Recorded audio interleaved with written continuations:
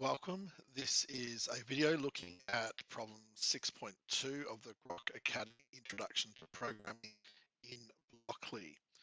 Now, this particular question has come after learning about looping, hence the name of section 6. And the problem is basically asking us to print out a times tables in the twos. So we start by having to ask what value we want to stop at. What value of the two times tables do we want to stop at? So we should know by now that's fairly easy. We're going to ask for an input. Okay, we can copy the question itself from the notes, which I always suggest you do to make sure you don't get anything incorrect, any typos, etc. Remembering that in Blockly, the ask or these statements will automatically put a space after, so we don't need to include this space here. If you're doing this in plain Python, you would need to include that.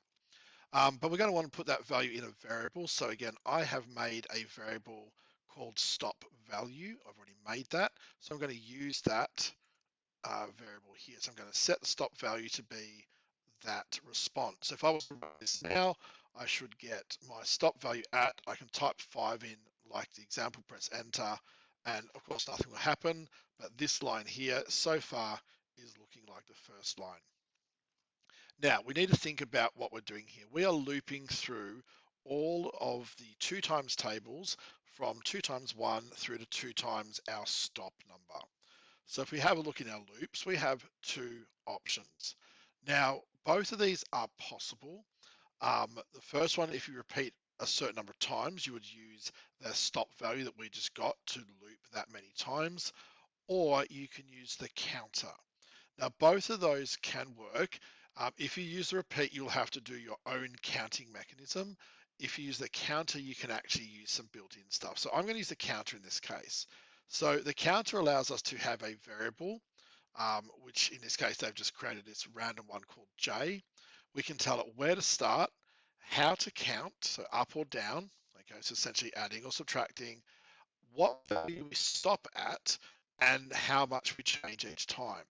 So this is essentially saying, hey, create a variable called J, make its value 1 to begin with, we'll increase it by adding up to the value 10, and we'll add 1 per time. So each loop around, we'll add 1 to this value J, starting at number 1, until it gets to the value 10. Now we want to change a few things. First of all, we can leave the variable J, but again, I've made a variable called stop value, which we've already seen up here, not stop value, sorry, counter, just because I think it's better to use a variable that makes some sense. What is this variable representing? Well, not J, it's representing a counter. We'll still start at 1 because that's also where our multiplications start at. We're going up, that's correct. We want to go up by 1, so that's correct, but we want to change this value. We don't want to have an actual number. We want to use our stop value. So let's get that out of variables and put that in. So now our counter variable will start at the value 1, it'll be increasing upwards until it gets to the stop value, and it'll increase by 1 step each time. And that's what we want to see. Finally, we have to get our output. So let's have a look in our output, and you can probably guess we want to use this one with 4 pieces. Now we have to think carefully about this. What are the 4 pieces we need? So I always look at the sample and go, what is changing here? Now what's not changing in every single one is the 2 and the X for multiplication. So I'm going to keep that in the first bit of text. So I'm going to go strings, put my first bit of string in, and going to paste that into my block. So 2 times doesn't change. The next value does. The next value is going to be our counter value that we're going from 1, 2, 3, so on until we get to our stop. So in here, I'm going to use my variable and put counter. And this is again why I prefer a proper named variable, not just the J or I or whatever it came up with, because it makes more sense to me now. 2 times our counter value. Now in here, the next thing is an equal sign. That doesn't change, so that's going to be a straight bit of text. So I'm going to put the equals. And finally, the thing that is also going to change is our calculation, the actual value of that multiplication. Now, you could do the math directly in here. So for example, you could go and put it straight in here and go, it's the counter value multiplied, so we've got to change this, by the number 2, or the other way, you could do 2 times the counter value. Either way, you'll still get an answer, which will be part of our print. And that is perfectly fine, and that would be a shorter piece of code in some ways. But I always prefer, especially when we're learning, to do one activity at a time or one step at a time. So I would prefer it to create another variable, which I have called value. And before I do my print statement, I'm going to set that value to be the answer of this calculation.